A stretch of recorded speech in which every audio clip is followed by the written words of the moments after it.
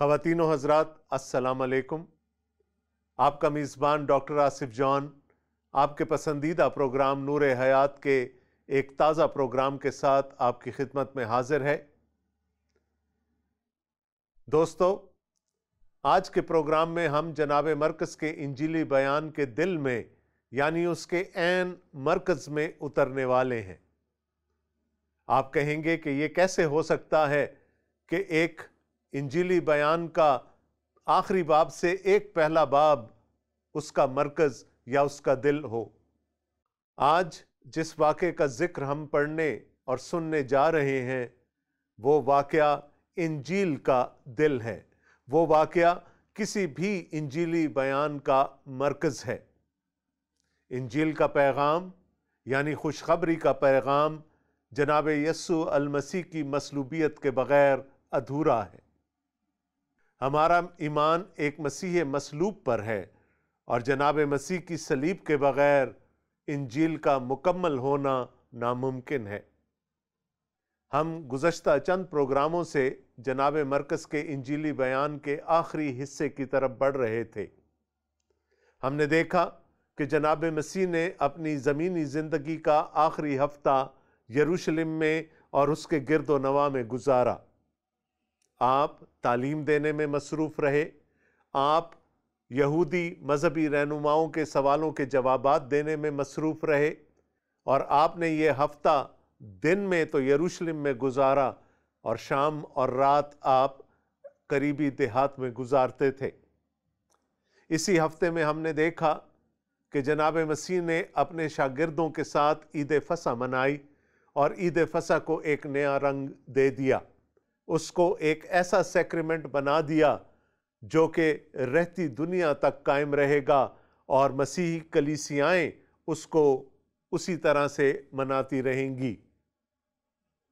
ہم نے یہ بھی دیکھا کہ آپ اپنے شاگردوں کے ساتھ اسی رات فصح کھا لینے کے بعد زیتون کے پہاڑ کی طرف چل پڑے اور گتسمنی باغ میں جا کر ڈیرا کیا۔ وہاں ہم نے دیکھا کہ آپ کس قدر درد مندی سے دعا کرتے رہے، اپنے لیے دعا کرتے رہے اور اپنے شاگردوں کے لیے دعا کرتے رہے، بلکہ ان کو بھی یہ تلقین کرتے رہے کہ آنے والی آزمائش ان کی توقعات سے اور ان کی استطاعت سے بہت زیادہ بڑی ہوگی، اس لیے وہ بھی جاگ کر دعا کریں تاکہ اس آزمائش کی گھڑی میں پورا اتر سکیں۔ جناب مسیح نے 3 بار گڑ گڑا کر خدا تعالیٰ سے درخواست کی کہ یہ پیالہ، یہ موت ان پر سے ہٹا لی جائے، کیونکہ یہ موت ان کا حق نہیں تھی۔ وہ بے گناہ تھے اور ایک گناہ گار کی موت مرنا ان کا حق نہیں تھا، لیکن اس کے ساتھ انہوں نے اپنے آپ کو خدا تعالیٰ کے سامنے فراش کر دیا اور کہا، میری نہیں بلکہ آپ کی پاک مرضی پوری ہو، جو آپ کرنا چاہتے ہیں وہ آپ کیجئے۔ جناب مسیح ہرگز آنے والے مصائب سے گھبرا نہیں رہے تھے، بلکہ اس وقت میں ان کے اندر ایک کشمکش جاری تھی۔ وہ کشمکش ان کے تقدس میں، ان کی پاکیزگی میں اور گناہ میں، گناہ کی ناپاکی میں تھی۔ وہ شخص جو گناہ کو جانتا نہ تھا، وہ گناہ کی خاطر، جناب آدم کے گناہ کی خاطر اور نسل انسانی کے گناہ کی خاطر قربان ہونے جا رہا تھا۔ یہ نہایت جان کنی کا عالم تھا۔ اس کے بعد ہم نے دیکھا کہ کس طرح یہودا اسکریوتی ایک بہت بڑے لشکر کو لے کر وہاں آیا اور اس نے جناب مسیح کا بوسہ لیا جو کہ نشانی تھی ان کو پکڑنے کی، اور وہاں ان کو گرفتار کر لیا گیا۔ اس کے بعد ہم نے یہ بھی دیکھا کہ ان کو سردار کاہن کے گھر لے جایا گیا اور وہاں پر رات کے اندھیرے میں، بلکہ آدھی رات کے بعد کے پہر میں ان پر مقدمہ چلایا گیا جو کسی بھی قانون، کسی بھی شریعت کے منافی تھا۔ جھوٹے گواہ، خریدے ہوئے گواہ پیش کیے گئے، لیکن ان کی گواہیاں آپس میں متفق نہ ہوئیں۔ جب یہ صورتحال بن گئی تو سردار کاہن نے خود استفسار کیا کہ کیا آپ خدا تعالیٰ کے بیٹے ہیں؟ جناب مسیح نے جواباً فرمایا، ہاں میں ہوں، اور تم ابن آدم کو یعنی مجھے باپ کے دہنی طرف آسمان پر بیٹھا ہوا دیکھو گے۔ اس پر سردار کاہن نے اپنا پیراہن چاک کیا اور اس نے کہا، اب ہمیں کسی گواہ کی ضرورت نہیں رہی۔ اس کے بعد وہاں جتنے لوگ موجود تھے وہ جناب مسیح پر ٹھٹھا کرتے رہے، ان کو ستاتے رہے، ان کے بال نوچے گئے، ان کے منہ پر تھوکا گیا اور ان کو تھپڑ مارے گئے۔ اسی کے اطراف میں ایک اور کہانی جنم لے رہی تھی۔ جناب پطرس مرغ کے 2 بار بانگ دینے سے پہلے جناب مسیح کا 3 بار انکار کر چکے تھے۔ دوستو، یہ صبح 3 بجے کا وقت تھا۔ یہودی عدالت نے، سردار کاہن نے تو جناب یسوع المسیح کو کافر قرار دے دیا، ان کو واجب القتل قرار دے دیا، لیکن ان کی ایک مجبوری تھی کہ وہ خود موت کی سزا نہیں دے سکتے تھے، چونکہ فلسطین میں اس زمانے میں روم کی حکومت تھی۔ موت کی سزا دینا رومیوں نے صرف اور صرف اپنے اختیار میں رکھا تھا، اور چونکہ یہودی مذہبی علماء جناب یسوع المسیح کی جان کے درپے تھے، اس لیے انہوں نے صبح ہونے کا انتظار کیا، اور تقریباً 5 بجے صبح وہ جناب یسوع المسیح کو گرفتار کر کے رومی گورنر پینتوس پیلاطس کے دربار میں لے گئے۔ اب وہاں کیا ہوا، یہ موضوع آج زیر بحث آئے گا۔ آئیے ہم پہلے انجیلی بیان کی تلاوت کر لیں۔ میں آپ کے لیے تلاوت کروں گا جناب مرقس کا انجیلی بیان، اس کا 15واں باب اور اس کی پہلی آیت سے لے کر 20ویں آیت تک۔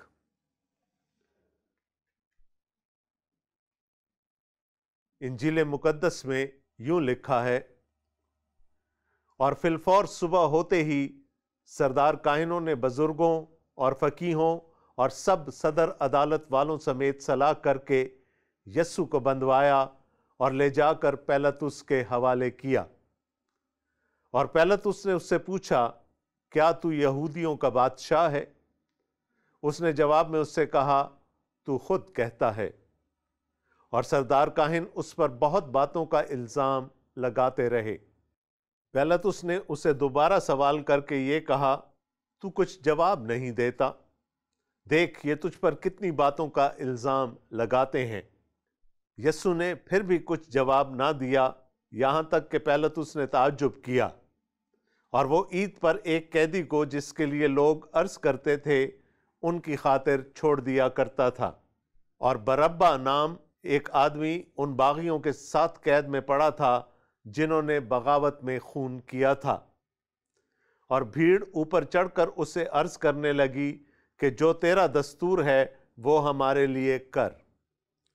پیلاطس نے انہیں یہ جواب دیا، کیا تم چاہتے ہو کہ میں تمہاری خاطر یہودیوں کے بادشاہ کو چھوڑ دوں؟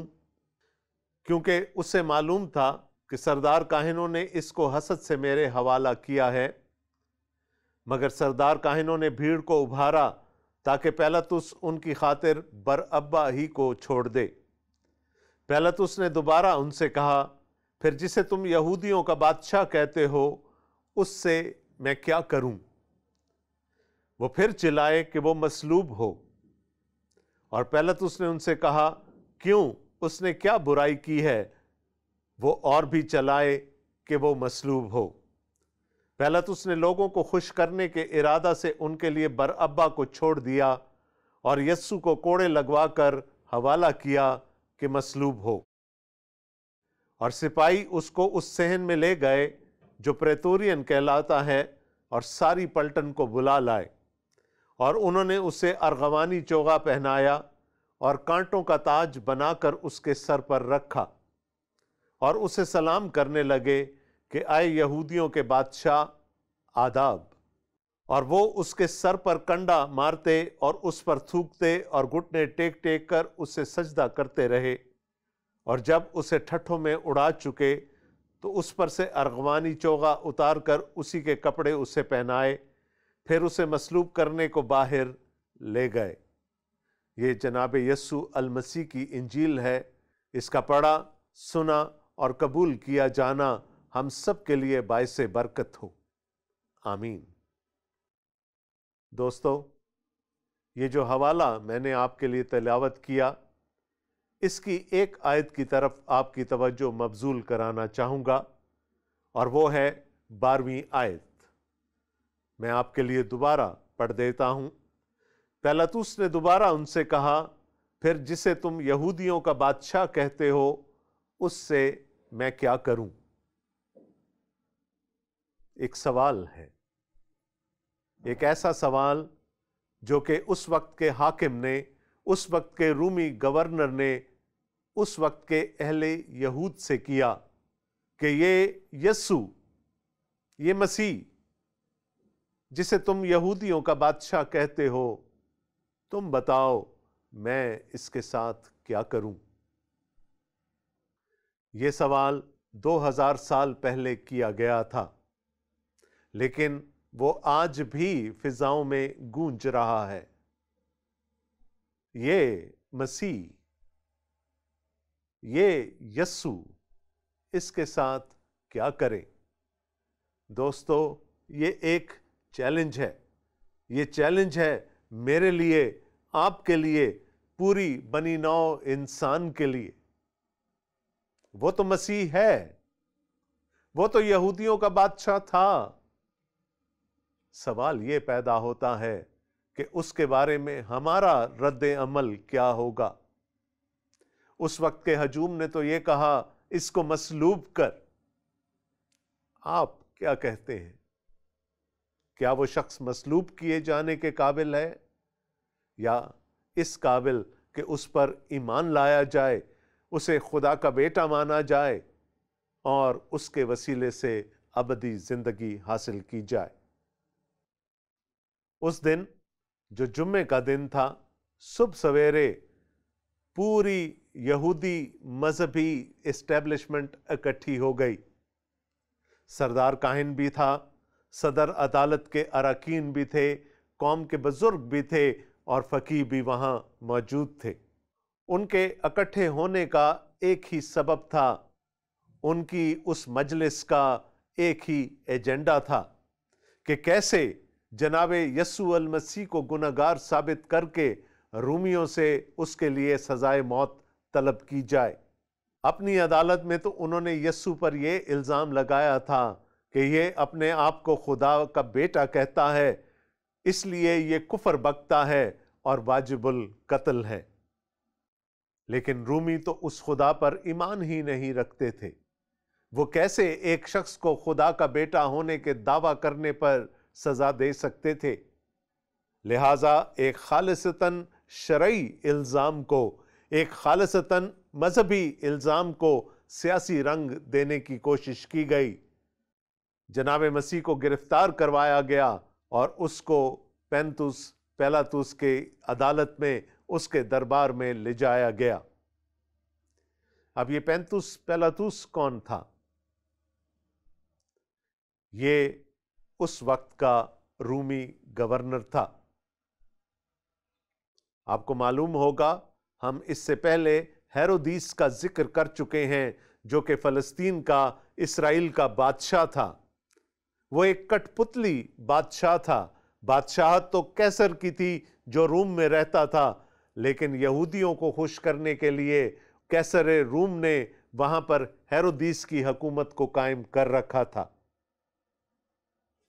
لیکن اس خوف سے، اس ڈر سے کہ کہیں ہیرودیس ہی ان کے خلاف بغاوت نہ کر دے، انہوں نے وہاں پر رومی گورنر نامزد کیے تھے۔ پیلاطس اس وقت کا رومی گورنر تھا۔ اس کے یہودیوں کے ساتھ تعلقات اچھے نہ تھے۔ جب وہ گورنر بن کر یروشلم میں داخل ہوا تو اس نے اپنے جھنڈوں پر کیسر کی شبیہ بنا دی۔ یہودیوں کے نزدیک بادشاہ کی شبیہ بنانا صحیح نہیں تھا۔ وہ اس کو شرعاً غلط سمجھتے تھے، لہذا انہوں نے اس کے خلاف بغاوت کر دی۔ اس کے بعد اس نے ایک دفعہ اپنے محل میں کیسر کے مجسمے بنا کر لگا دیے، جس پر یہودیوں نے اس کی شکایت کیسر تبریاس سے کی، اور کیسر تبریاس نے اسے ڈانٹا اور اسے کہا کہ وہ تمام مجسمے وہاں سے ہٹا دے، کیونکہ یہودیوں کو خوش رکھنا ان کے لیے بہت ضروری تھا۔ پینتوس پیلاطس اس پر یہودیوں سے بہت ناراض تھا اور ہمیشہ ان سے ڈرتا رہتا تھا کہ کہیں وہ پھر اس کے خلاف کوئی بغاوت نہ کر دیں۔ اب یسوع کو وہاں لایا گیا، یہودی عدالت سے رومی عدالت میں لایا گیا، اور وہاں پر یسوع پر لکھا ہے طرح طرح کے الزام لگائے گئے، جن میں سے ایک جناب مرکز ہمارے لیے درج کرتے ہیں کہ یہ شخص اپنے آپ کو یہودیوں کا بادشاہ کہتا ہے، ہمارا بادشاہ تو ہیرودیس ہے، ہمارا بادشاہ تو کیسر ہے، اور یہ کیسر وقت کے خلاف بغاوت ہے۔ ایک مذہبی الزام سیاسی الزام میں بدل دیا گیا۔ پیلاطس نے کئی دفعہ جناب مسیح سے استفسار کیا کہ آپ ان سارے الزامات کے جواب میں کیا کہتے ہیں؟ کیا آپ اپنی صفائی دینا چاہیں گے؟ لیکن جناب مسیح کچھ نہ بولے۔ انہوں نے اپنے لبوں کو سی لیا، کیونکہ وہ جانتے تھے کہ وہ جو کچھ بھی کہیں گے وہ انہی کے خلاف جائے گا۔ اب یہاں پر رومیوں کی ایک رسم تھی کہ وہ ہر عید پر، خصوصاً عید فصح پر، ایک یہودی قیدی کو رہا کر دیا کرتے تھے، اور ان دنوں سے پہلے چند یہودیوں نے رومی حکومت کے خلاف بغاوت کی تھی، اور ان یہودیوں کا سردار برابا تھا۔ وہ گرفتار کر لیا گیا اپنے ساتھیوں سمیت، اور اس وقت وہ روم کی قید میں تھا، اور عین ممکن تھا کہ اس موقع پر اس کو صلیب دے دی جاتی، کیونکہ صلیب کی سزا رومی حکومت کے باغیوں کے لیے مقرر تھی۔ برابا ایک خطرناک شخص تھا، وہ ڈاکو تھا، وہ لٹیرا تھا، وہ باغی تھا۔ اگر ہم اس کے نام پر غور کریں تو اس کے نام کے معنی ہیں اپنے باپ کا بیٹا۔ تو یہاں پر دو شخصیات آمنے سامنے آ گئیں، ایک وہ جس کا نام تھا اپنے باپ کا بیٹا، اور ایک وہ جس پر الزام تھا کہ یہ خدا کو اپنا باپ کہتا ہے اور اپنے آپ کو خدا کا بیٹا کہتا ہے۔ یعنی مقابلہ تھا دو بیٹوں کا۔ اصل میں پینتوس پیلاطس اپنے دل میں جانتا تھا کہ یہ جو کچھ بھی کہا جا رہا ہے جناب مسیح کے بارے میں وہ سب غلط ہے، ان میں سے کوئی الزام بھی درست نہیں ہے، لیکن یہودیوں کے خوف کی وجہ سے وہ کوئی فیصلہ دینے سے گھبرا رہا تھا۔ اس لیے اس نے سوچا کہ اگر میں برابا کو اس ہجوم کے سامنے لے آؤں گا تو شاید وہ جناب مسیح کو چھوڑنے پر تیار ہو جائیں، لیکن یہودی مذہبی علماء نے اس ہجوم کو اکسایا کہ وہ برابا کے لیے آزادی مانگ لیں اور جناب یسوع المسیح کے لیے صلیب۔ ابھی تک پیلاطس اپنے دل میں یہ جانتا تھا کہ جناب مسیح بے گناہ ہیں، وہ چاہتا تھا کہ ان کو چھوڑ دیا جائے، لیکن جیسا کہ میں نے پہلے کہا وہ یہودیوں سے خوف زدہ تھا۔ اس نے ایک چال چلی، اس نے برابا کو لا کر مسیح کے ساتھ لوگوں کے سامنے کھڑا کر دیا کہ شاید لوگ برابا کو سزا دینے کا اور جناب مسیح کو رہا کر دینے کا فیصلہ کریں، لیکن لوگوں نے اس کے برعکس فیصلہ کیا۔ پھر اس کے بعد پینتوس پیلاطس نے جناب مسیح کو سپاہیوں کے حوالے کر دیا کہ اس کو کوڑے لگائے جائیں۔ اس زمانے میں کوڑے مارنے کا دستور یہ تھا کہ یا تو اس شخص کو ٹکٹکی پر باندھ دیا جاتا تھا، یا اس کو زمین پر یا کسی میز پر الٹا لٹا کر اس کے ہاتھ پاؤں باندھ دیے جاتے تھے اور اس پر کوڑے لگائے جاتے تھے، اور یہ کوڑے اکثر کمر کے نچلے حصے میں مارے جاتے تھے۔ کوڑا چمڑے کا بنا ہوا ہوتا تھا اور اس کے سرے پر ٹوٹی ہوئی ہڈیاں، پتھر اور شیشہ لگایا جاتا تھا تاکہ جس کو بھی یہ کوڑا پڑے وہ جلد کو اور گوشت کو اپنے ساتھ کھینچتا ہوا لے آئے۔ یہ نہایت تکلیف دہ سزا تھی۔ اکثر لوگ بے ہوش ہو جایا کرتے تھے اور اکثر اوقات لوگ موقع پر ہی مر جاتے تھے۔ پینتوس پیلاطس کا یہ خیال تھا کہ اگر لوگ جناب یسوع المسیح کو کوڑے کھانے کے بعد اس حالت میں دیکھیں گے تو شاید ان کے دل میں یہ رحم آ جائے کہ اسے چھوڑ دیا جائے اور یوں وہ ایک بے گناہ کو سزا دینے سے بری الذمہ قرار پائے۔ جب جناب مسیح کو کوڑے لگا لیے گئے تو ان کو دوبارہ لوگوں کے سامنے پیش کیا گیا، لیکن ان کا وہی نعرہ تھا، اس کو مصلوب کر، اس کو مصلوب کر۔ اور اس طرح ایک کمزور حکمران نے، وہ جو حق کا ساتھ تو دینا چاہتا ہے لیکن اپنی کمزوری کی وجہ سے ایسا کرنے سے قاصر ہے، اس نے جناب یسوع المسیح کو فوجیوں کے سپاہیوں کے سپرد کر دیا تاکہ وہ مصلوب کیے جائیں۔ اور یہاں پر جناب یسوع المسیح کو انہی فوجیوں کے حوالے کیا گیا جو جناب یسوع المسیح کو گرفتار کر کے گتسمنی باغ سے سردار کاہن کے گھر میں لے کر آئے تھے۔ انہوں نے سردار کاہن کے گھر میں جناب یسوع المسیح پر مقدمہ چلتے ہوئے بھی دیکھا ہوگا، اور انہوں نے یہ بھی دیکھا ہوگا کہ کس طرح سے یہودیوں نے جناب یسوع المسیح کی تذلیل کی، ان کے منہ پر تھوکا، ان کے بال نوچے، ان کے گالوں پر تمانچے مارے۔ اب جب یسوع المسیح کو ان کے حوالے کر دیا گیا تو انہوں نے کہا، آؤ ہم بھی اس کا مذاق اڑا لیں، آؤ ہم بھی اس کی تصدیق کر لیں، آؤ ہم بھی اس کی تذلیل کر لیں۔ وہ جناب یسوع المسیح کو لے کر پریتورین میں چلے گئے جو کہ پینتوس پیلاطس کے محل کا حصہ تھا۔ وہاں پر جناب مسیح کو بٹھا کر اس پر ارغوانی چوغا ڈالا گیا اور ان پر ٹھٹھے کسے گئے، ان کو مارا کوٹا گیا، ان کی داڑھی نوچی گئی، ان کے بال نوچے گئے، اور یہاں تک کہ ان کے سر پر کانٹوں سے بنا ہوا ایک تاج رکھ دیا گیا۔ دوستو ذرا سوچئے، ایک شخص جو پوری رات نہیں سویا ہے، ایک شخص جس نے یہودیوں سے تذلیل برداشت کی ہے، ایک شخص جس کو 40 کوڑے پڑے ہیں، ایک شخص اب جس کے سر پر کے کانٹوں کا تاج دھرا ہے اور رومی فوجی اس کے ارد گرد ناچتے پھر رہے ہیں اور اس سے کہہ رہے ہیں، آئے بادشاہ سلام، آئے بادشاہ آداب۔ یسوع کی تصدیق کی جا رہی ہے، ان کی تذلیل کی جا رہی ہے۔ جب سپاہیوں نے یہ دیکھا ہوگا کہ یہ تو ایک نہایت ہی کمزور شخص ہے، اس نے تو کسی قسم کی مزاحمت بھی نہیں کی، اس نے تو چپ کر کے کوڑے بھی کھا لیے، کیا اس پر لگایا جانے والا الزام درست بھی ہے؟ کیا یہ شخص یہودیوں کا بادشاہ بننے کا دعوے دار تھا؟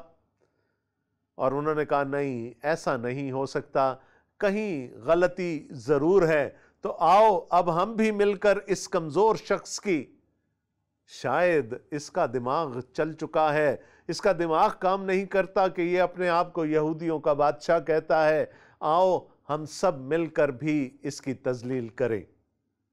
جب ان کا دل اس کھیل کود سے بھر چکا تو انہوں نے جناب یسوع المسیح کے جسم سے وہ چوغا ہٹایا، ان کو اپنے کپڑے پہنائے اور ان کو مصلوب کرنے کے لیے اپنے ساتھ لے چلے۔ دوستو، ابھی کہانی ختم نہیں ہوئی، अभी कहानी आगे चलेगी और जनाब यस्सु अल मसीह की मौत पर जाकर मुंतज होगी। हम अपने आने वाले प्रोग्रामों में इस पर मजीद बात करेंगे। दोस्तों, हमसे राब्ता कीजिए, हमें बताइए कि ये प्रोग्राम आपको कैसा लगता है। अपने कीमती आरा और कीमती मशवराजात से हमें मुस्तफीज़ कीजिए। हमारे राब्ते की तमाम तर तफसीलात आपकी स्क्रीन पर आ रही होंगी। हमें फ़ोन कॉल कीजिए, हमें ईमेल कीजिए, हमसे स्काइप या फेसबुक के ज़रिए से राब्ता कीजिए। हमें आपके राब्ते से दिली खुशी होगी। और हाँ, अगर आप बाइबल मुकद्दस या इंजील शरीफ पढ़ना चाहते हैं तो अपने मोबाइल फ़ोन से गूगल प्ले स्टोर या एप्पल प्ले स्टोर में जाइए। 2 ऐप्स हैं जिनको आप डाउनलोड कर सकते हैं, कलाम मुकद्दस और अल किताब। इनमें से कोई एक या दोनों अपने मोबाइल में डाउनलोड कीजिए और आपकी बाइबल हमेशा आपके साथ रहेगी। आप उसको कहीं भी किसी वक्त भी पढ़ सकते हैं।